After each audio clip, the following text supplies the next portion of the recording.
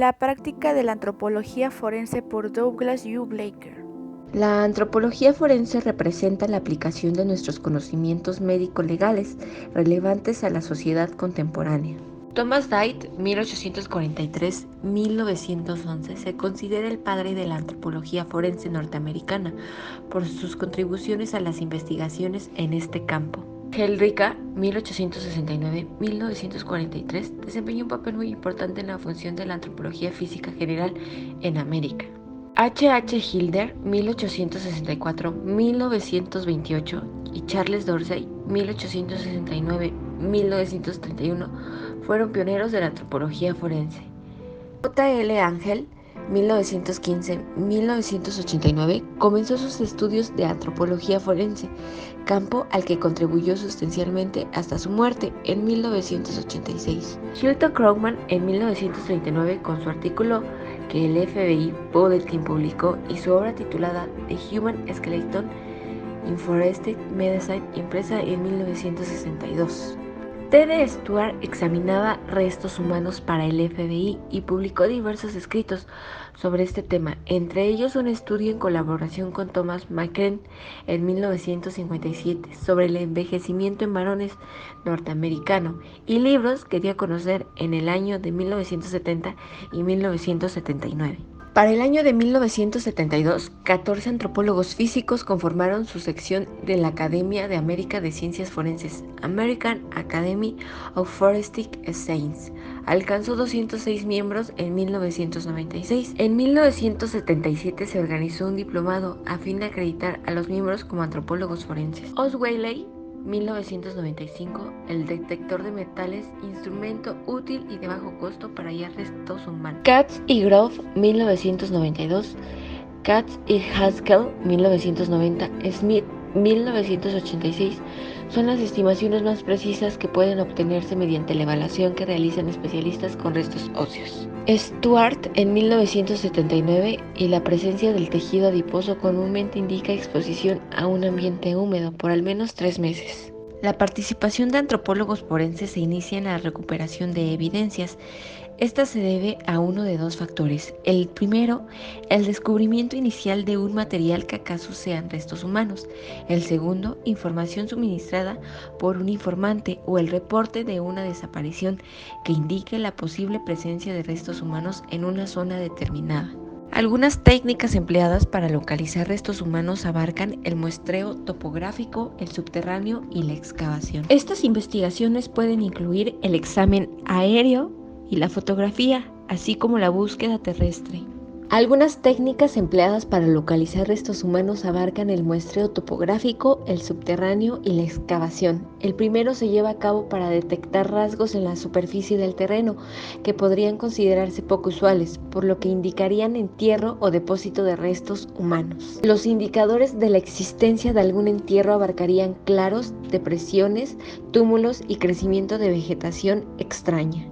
El equipo que se emplea para el muestreo subterráneo comprende detectores de metales, radar intraterreno y un magnetrómetro de protones. Con un detector de metales se investigan 15 puntos donde probablemente se encontrarían metales en la zona. El radar y el magnómetro hallan 3 áreas con irregulares subterráneas. 2 de ellas aparentan ser ductos caseros. La tercera parece un área irregular aislada y podría ser un probable entierro.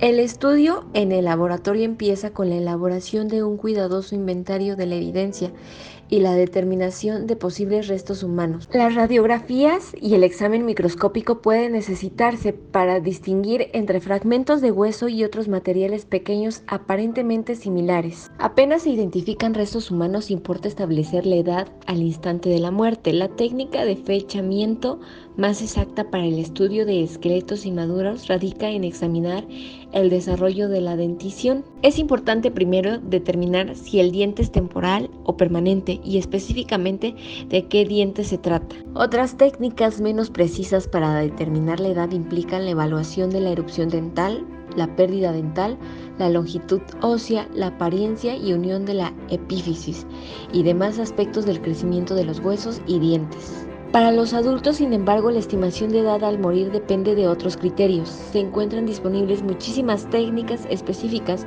inclusive las que emplean la microscopía. En lugar de apoyarse de una sola técnica, se recomienda utilizar enfoques con el objetivo de lograr una evaluación total del estudio del desarrollo del esqueleto. Es difícil estimar confiablemente el sexo con base en restos óseos inmaduros, ya que las principales diferencias sexuales solo destacan en la adolescencia.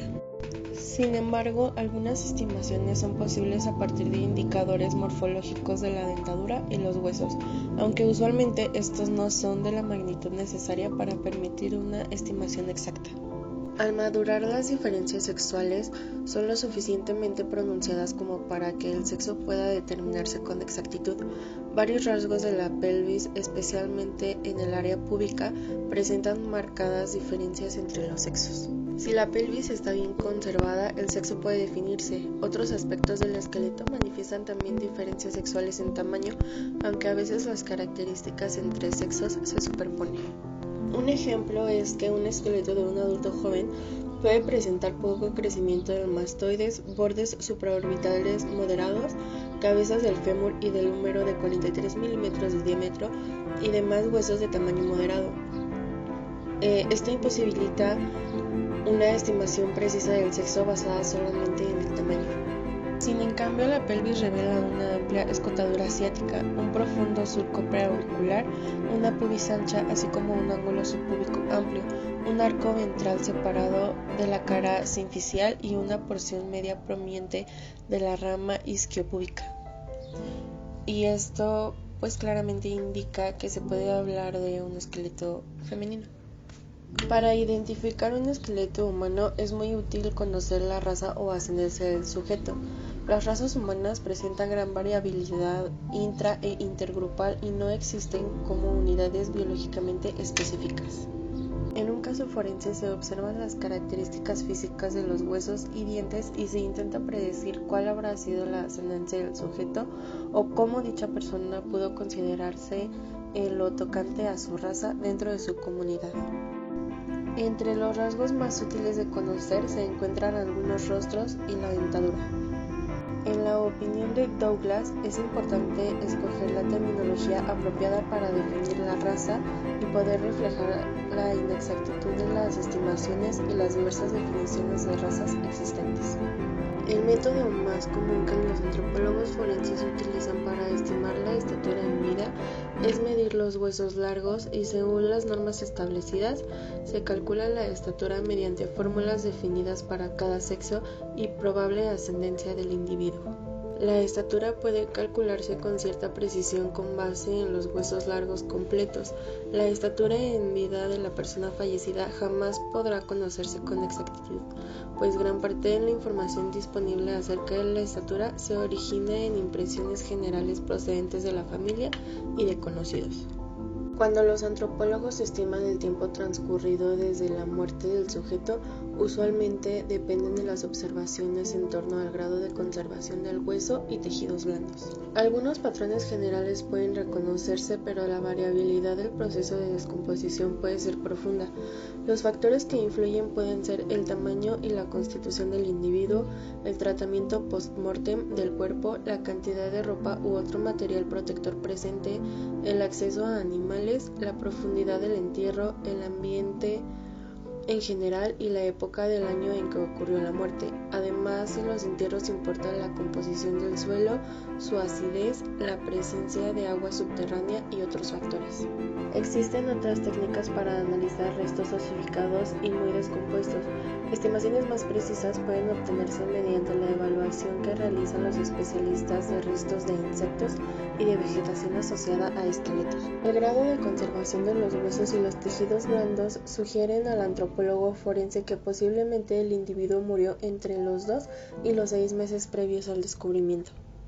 Mientras que el análisis del suelo para hallar ácidos grasos volátiles permite suponer que el tiempo transcurrido desde la muerte fue de 5 meses, lo cual también se encuentra dentro del espectro planteado por otros estudios. El análisis de la naturaleza y grado de cambio tafonómico en los restos humanos no solamente contribuye a estimar el tiempo transcurrido de la muerte, sino que a su vez proporciona información relativa a lo que ha ocurrido a los restos entre el momento de la muerte y el de su descubrimiento.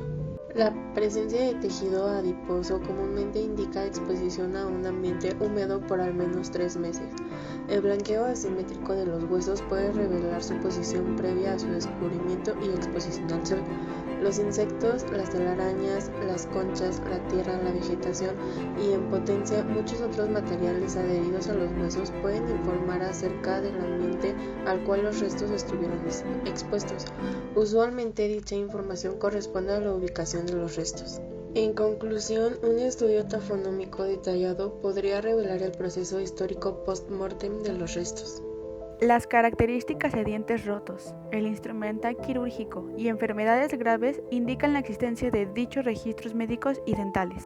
Las características físicas anormales en un individuo, como en el caso de la gestación, o dientes anteriores irregulares, también pueden ayudar a una identificación. El desgaste oclusal extremo, la deformación del cráneo y otras pistas pueden indicar que estos restos son muy antiguos en el contexto arqueológico. Sin embargo, en algunos casos, incluso con toda esta información, la identificación no se puede aproximar. Si los restos son los más recientes, se puede solicitar una reproducción facial. Esta tecnología solo se utiliza para representar imágenes faciales. La idea es obtener información que pueda ser utilizada para identificar a la víctima. Consta en colocar marcadores de profundidad de la misma longitud que la densidad promedio del tejido blando en el cráneo. En estos puntos anatómicos se seleccionan los componentes apropiados en la cara y arreglarlos a la imagen del cráneo generalmente es un monitor de computadora. Posteriormente a esto se imprime una imagen del rostro de la víctima y se difunde a través de los medios de comunicación para que alguien pueda identificar y denunciar la identidad del cuerpo. También se puede realizar una superposición fotográfica, es decir, que colocan el monitor de la imagen del cráneo junto con una fotografía, la cual se supone que representa a la víctima. En este caso, tiene como objetivo determinar si los rasgos anatómicos del cráneo coinciden con los de la fotografía y si se descubren inconsistencias de suficiente magnitud puede considerarse que el cráneo no corresponde al individuo. Si las dos imágenes se parecen, esto significa que la persona de la fotografía podría ser la misma cuyos huesos se han sido descubiertos y que la investigación debe continuar. La identificación es un objeto central para la antropología forense. En este caso, la identificación positiva requiere que los rasgos especiales del individuo, las cuales fueron conocidos mientras estaba con vida, sean hallados entre los restos recuperados, ya que los registros y las radiografías dentales contienen esta información y al mismo tiempo es disponible. Estas proporcionan la base para este tipo de identificación. Al mismo tiempo, puede ser resultado de otras fuentes que proporcionan información importante.